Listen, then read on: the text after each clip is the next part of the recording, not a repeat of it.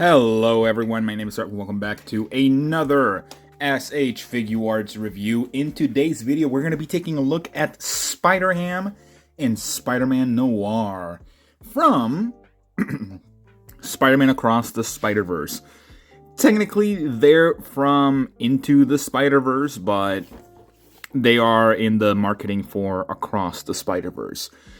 I'm very excited about these two because I'm surprised that Spider-Ham actually got made.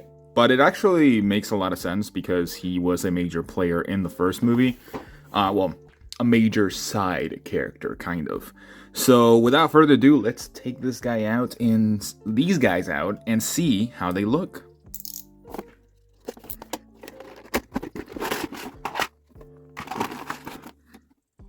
Alright, so here we have Spider-Man Noir and Spider-Ham. I did have to take to put the coat on, or pretty much the whole entire coat and the hat for him, because otherwise it wouldn't really be Spider-Man Noir without it. And I gotta say, this guy actually looks fantastic. I'm not gonna lie.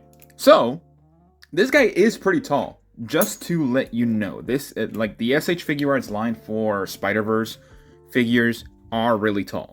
This guy stands at a whopping, without the hat, with the hat, he stands at about 7¼ inches, which is huge to say the least. Here's how he looks next to Miguel, which, surprisingly, he's taller than Miguel, which is insane. I think he is slightly bit taller than Peni Parker. Let me just grab him real quick out of my shelf. He's like right here. Let me just get him in a standing position. Pretty much, in terms of height, they're pretty much the same. I think, no, actually, Peni Parker is slightly taller. So that is very interesting to note. Miguel is definitely not the biggest guy in the movie in terms of height, but he is like big in terms of muscle. But I gotta say, Spider-Man Noir looks really nice. I do think that the actual coat is a bit cheap. And that's not to say that it's not good. I just think it's cheap. I don't think they used the best, like, cloth material in this instance. I really think that the Makima coat that we all know and love is much better than what we have here with Noir. I will say it is pretty stretchy, so it will bend pretty easily and will not impede you of any movement for the figure, which is really nice. Something that I applaud them for doing. Just trying to get the lighting correct because this guy is actually pretty dark. Now, in terms of the actual aesthetic of the figure, he doesn't necessarily have much painting, if any, whatsoever. It's just really all the wrinkles. He is just noir. He is a noir color, which is interesting. Without the hat, he looks pretty bald, I will say. But it looks really nice. The painting on the lenses are also great. And that's pretty much it. Like, he's pure plastic, really. The hat does go in pretty well, and it does stay on him pretty decently as well. So, not much of an issue there. I'm trying to, like, fix my setup as I'm doing this. I don't know why. But he looks nice. Spider-Ham, interesting that he doesn't have the painted outlines. I don't remember if he did in the movie. No, yeah, he did. So, it's interesting that they didn't paint them, because they normally do paint them for any Spider-Man figure, which is, it's not many. But interesting to say the least. Oh, that's better. Oh, that's so much better. So, yeah. Now, in terms of articulation, Spider-Ham has pretty much like no articulation. He really just has these swappable limbs that you can swap out. So you can move his arms forward, backwards, and his head is on a ball peg, which is nice. So you can just kind of pop it out of the socket, and it's right there. The legs, they don't move. He does have a joint waist swivel. And he does have the little tail over here that you can probably pop out. Yes, you can pop it out if you wanted to, which is nice. So, Spider-Man Noir is the main big ticket item here. I can't get him standing anymore. There you go. Okay, so SpiderMan Noir. For him, we do have a, let's see, double ball peg, which I just took off because of the whole entire head. There you go. So you can look down pretty far with the neck. I'm actually going to take off the coat for this section right here, because it'll allow me to look at the entire figure perfectly. So he's naked right now. This is how he looks without the coat. Not a bad look. I think it definitely works for him. We never really saw him without the coat in the movie, so it's really interesting seeing the entirety of the actual outfit. So he can look down about this far with the neck. That's really good. Looking up, also really good. That is great neck movement right there. Looking side to side and pivoting to the sides as well is good in my book. Although you will probably get caught with the edges of the plastic, so do be careful there. The hat you can take off and put it on just by kind of squeezing it a little bit, and it will not fall off unless you like actually force it to fall off. For the arms, you can get a little bit better than a T-pose, which is good. You can rotate them 360 degrees. For the butterfly joints, he doesn't get much because they will pop out, but he does have them. He can almost get his arms across, so you can definitely do like pretty decent poses. Not the greatest, but they can work. He does have a diaphragm joint that goes forward this far without the ab crunch, backwards this far, which is really good, and then pivoting side to side a little bit. So it works perfectly fine. It will scratch up the plastic, so do be careful with that. I will say that. It's actually already scratching the plastic right there. You can see it. It will scratch the plastic, so do be indeed careful. Hopefully I can just kind of clean that off. If not, I'm not going to post them too much with the diaphragm. Do be careful. Like, you can definitely push out the diaphragm further out to not do any damage. So again, do not scratch your plastic, because honestly, I might just give this guy like a matte coat all throughout, or just give him a little bit of paint here and there to actually do a couple of things differently.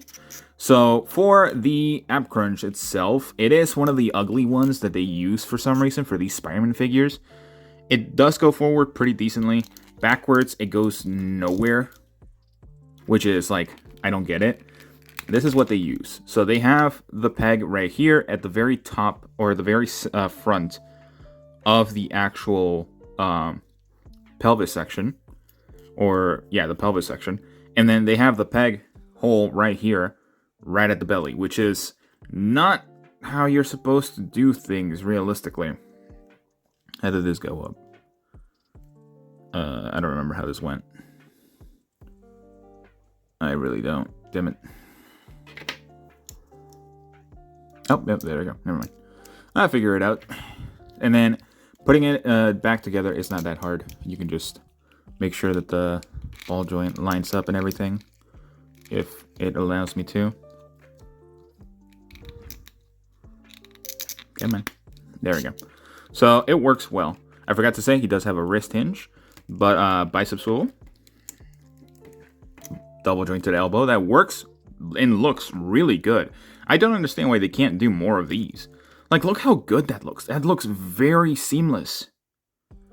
And no, I'm not saying seamless because it doesn't have any seams or anything. It does, but it looks pretty clean. Like, yeah, your elbow is always going to jut out a little bit. It's not going to be completely flat like some of the Dragon Ball figures that they make, or some of the One Piece figures, or any other figure, really. So, very nice that they did that. For the legs, we do have kind of like that weird diaper area that they do. But he does do the splits pretty well. Kicks forward pretty good. Backwards great because he doesn't have any cheeks. He does have a thigh swivel. Double jointed knee. That also looks really good. And again, will jut out whenever you actually use it. No boot swivel. Pivoting for the foot forward. Backwards. Pivoting to the sides. And then a toe hinge. That looks okay, but it will work. So articulation is your standard articulation. It's pretty much the exact same articulation as the Peni Parker that you get with this guy, of course. So pretty similar articulation. Now, accessories. That's where this figure does have a lot. So let's take a look at those real quick. I love it when companies neatly package their accessories into a whole different section. So, starting out with Spider-Ham over here, we do have an extra head sculpt for the little fella, which is him kind of like asking, like, you don't like cartoons and that kind of face. We do have the thwipping hands, which both of them are very exaggerated, which is really fun. And they do have the webs attached to him. We have the handshake, where he's supposed to be wet. It would have been funny if they actually had like water droplets going down from him.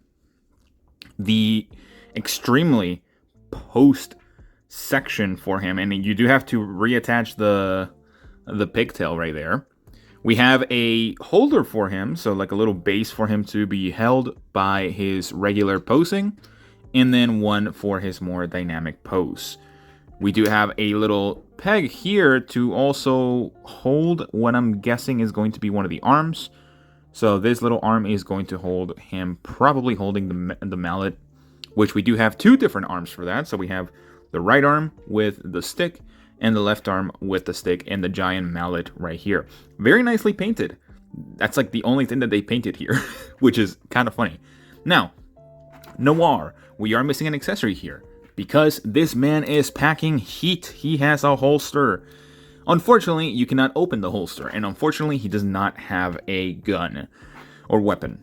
Hopefully, I don't have to censor the G word here, because it's already past 10 minutes.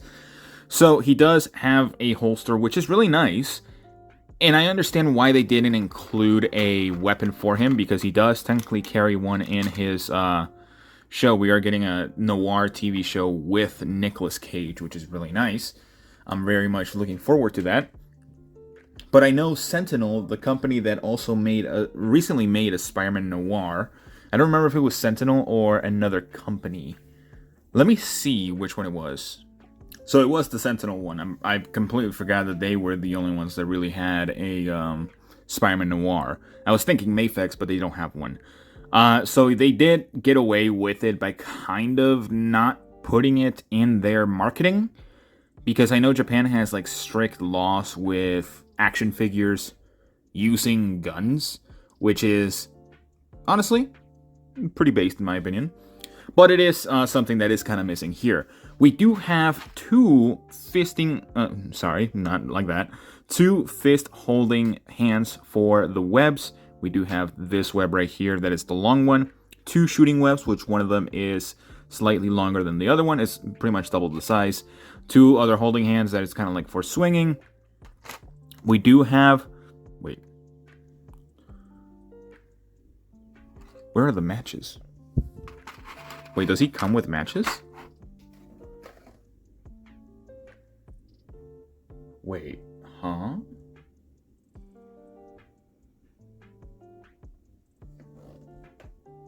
Okay, that's actually kind of funny, because I'm looking at all the packaging and he doesn't have anything that would resemble a match.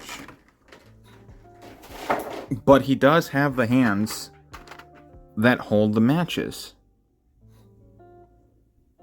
That's specifically for holding the match. Like whenever he wants to feel pain, he holds them, letting them burn to the tip of his fingers to feel something, if anything.